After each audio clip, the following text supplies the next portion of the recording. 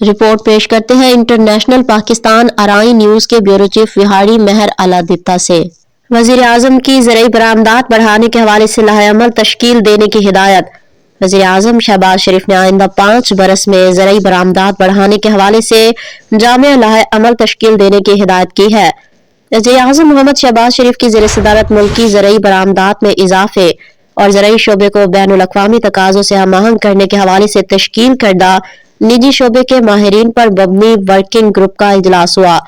اس موقع پر وزیر اعظم نے کہا کہ زرعی شعبے کی اصلاحات اور کسانوں کو عالمی سطح پر راہ اتوار سے متعارف کرانا حکومت کی اولین ترجیح ہے۔